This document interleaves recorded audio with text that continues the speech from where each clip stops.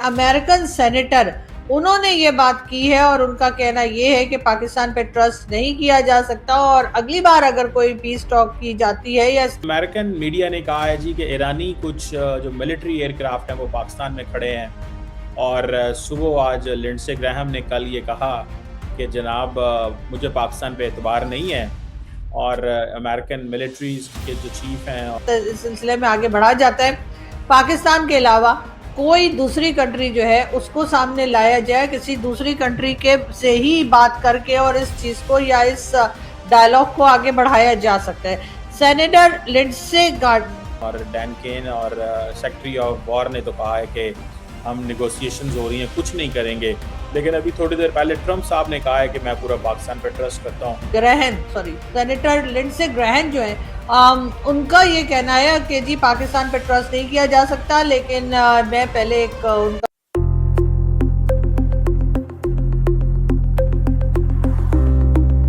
वो साफ साफ कह रहे हैं कि पाकिस्तान ने जो है ईरान के जो फाइटर जेट थे उनको यहाँ पर बेच दी और पाकिस्तान में उनको पार्क किया गया, लेकिन पाकिस्तान ने बहरहाल इस बारे में इनकार किया है। पाकिस्तान की गवर्नमेंट इस बारे में इनकार कर रही है और उनका कहना है ऐसा नहीं है। लेकिन क्या सच्चाई क्या है या हम इस बात पे ट्रस्ट कर सकते हैं कि वाकई में ऐसा हुआ था?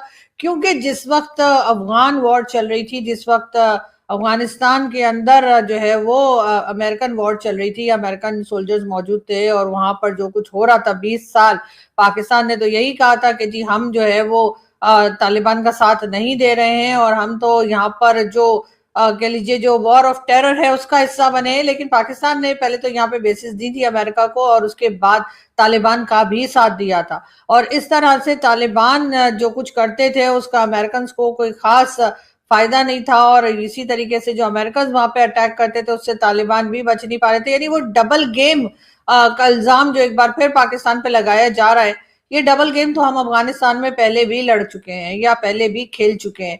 लेकिन अमेरिकन को ये बात आज समझ में आई है या इनको ये बात पहले ही पता थी? ये कहना क्या चाहते हैं? अब क्या इनको पाकिस्तान की जरूरत नहीं रही है? ये बहरहाल एक बहुत बड़ा इल्जाम है, बहुत ज्यादा एम्बैरेसिंग सिचुएशन इस वक्त पाकिस्तान की अचानक से हो गई है, जो कि हम पहले भी कई बार कह चुके थे कि जी आप तारीफें तो बहुत कर रहे हैं कि जी हमने ये कर दिया, हमने वो कर दिया, हमने वॉर रुकवा दी। यहाँ तक के कई लोग जो हैं वो शहबाज शरीफ साहब और इस वक्त के फील्ड मार्शल साहब जो हैं उनके लिए भी कहते थे कि जी नोबेल पीस प्राइज जो है वो तो डोनाल्ड ट्रंप के बजाय इन दोनों को मिल जाना चाहिए। तो अब उनका क्या ख्याल है, अब उनके लिए उनके बारे में क्या सोचते हैं वो कि अब ये नोबेल पीस प्राइज भला किसको मिल जाना चाहिए? यकीनन पाकिस्तान ने गलत फैसले किए, पाकिस्तान को हरगिज इस पीस टॉक का हिस्सा नहीं बनना चाहिए था। और क्या अमेरिकन को भी अकल नहीं थी? क्या वो मतलब बार बार जिसे कहते हैं ना आजमाए हुए को क्या आजमाना, या एक ही जगह से बार बार क्या आपने जो है वो ठोकर खानी है या आपको नुकसान होना है? जब उन्होंने पहले अफगानिस्तान के वक्त जब देख लिया था तो फिर इस वक्त ट्रस्ट ना करते, लेकिन अगर ट्रस्ट किया था तो फिर कंप्लीट ट्रस्ट कीजिए और फिर इसको बहुत ज्यादा जो है हमारे दोस्त भारत में बहुत हाईलाइट कर रहे हैं। एक तो इसकी क्या वजह है, कुछ लोग पाकिस्तान में भी बहुत हाईलाइट कर रहे हैं। और तारड़ साहब एक और खबर भी है कि कराची के अंदर एक बहुत खातून है जो कोकेन का बिजनेस करती है, बड़ा उसका नाम है। ये तारड़ साहब जरा उस पर भी आज रोशनी डालें। हम इंटरनेशनल पॉलिटिक्स तो डिस्कस करते रहते हैं, हमारे इंटरनल भी मामला, और फिर तेल बड़ा महंगा हो गया, लेवी बहुत लगा दी है हुकूमत ने, जो है ना वो पैसे कमा रहे हैं टैक्स लगा लगा के। इस पर भी जरा कमेंट करें प्लीज। चीमा साहब, सबसे पहले तो मैं अर्ज करना चाहता हूं कि इस वक्त अमेरिका के अंदर जरीदे क्या कह रहे हैं। जरीदे ये कह रहे हैं, तेहरान कहता है कि हम जंग के लिए बिल्कुल तैयार बैठे। दूसरी तरफ से अमेरिका प्रेसिडेंट ट्रंप कहते हैं कि हमारा जो सीज फायर है वो लाइफ सपोर्ट के ऊपर।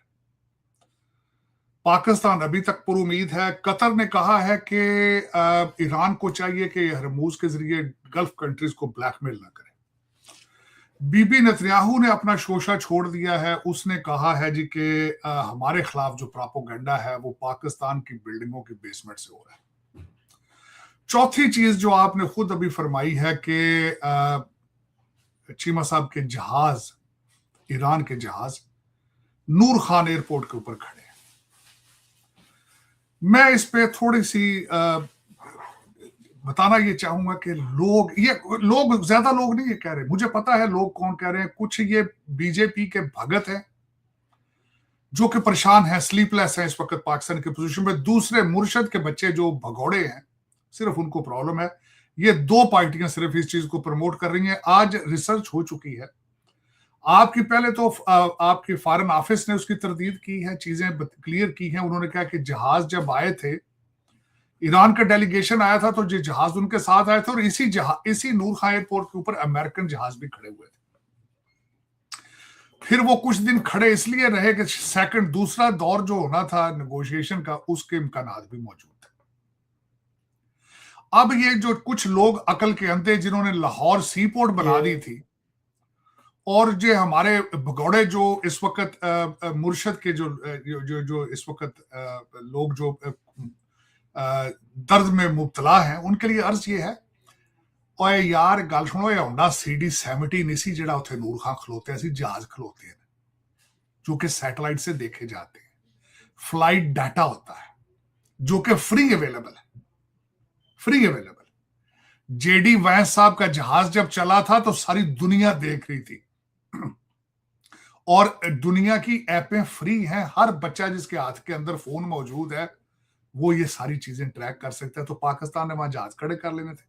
कोई शर्म करते तुम ये बात करते हुए भी। अब उसके ऊपर जो मजीद रिसर्च हुई है चीमा साहब, कि ये CBS वाले कौन हैं जिन्होंने ये बात निकाली है। चीमा साहब, ऑरेकल एक ज़ायनिस्ट माइंडसेट का बंदा है जो उसका मालिक है, और उसने बीबी नेतन्याहू आपने बोर्ड पे देखा हुआ है CBS पर।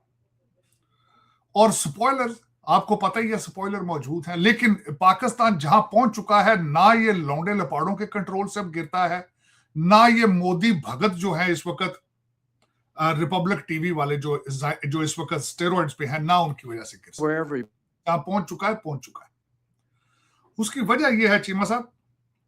नमस्कार दोस्तों, स्वागत है आपका न्यूज़ एक्साइटी 24 यूट्यूब चैनल पे, और मैं आ चुका हूं एक और नई वीडियो के साथ। तो दोस्तों, हाल ही में अमेरिका के सीनेटर की तरफ से एक बहुत ही गंभीर बयान आया है, जिसको सुनकर पाकिस्तान वाले सोच में पड़ गए हैं। हाल ही में अमेरिका के सीनेटर ने, जिनका नाम है लिंडसे ग्राहम, उन्होंने कहा है कि वह पाकिस्तान पे बिल्कुल भी भरोसा नहीं कर सकते, बिल्कुल रत्ती सा भी, क्योंकि पाकिस्तान जो है ईरान और अमेरिका के बीच इस समय मीडिएटर का काम कर रहा है, मतलब उसके बीच बातचीत कर रहा है, और इसमें वह किसी का सपोर्ट नहीं करना चाहिए। लेकिन उसने ईरान के जहाज़ों को अपने एयरबेस पर जगह दे दी। उस पर उन्होंने कहा कि यह बिल्कुल गलत है, इस पर हम उसका पूरा भरोसा नहीं करेंगे। लेकिन ट्रंप ने फिर उल्टा, उसने तो पाकिस्तान को सपोर्ट किया और शहबाज शरीफ की साइड ली। उसने कहा कि मीडिएटर यही रहेंगे। तो आपको क्या लगता है? आप अपनी राय में कमेंट में जरूर बताइएगा, क्या ट्रंप ने सही किया। मैं मिलता हूँ आपको किसी और नई वीडियो में, तब तक के लिए जय हिंद, जय भारत।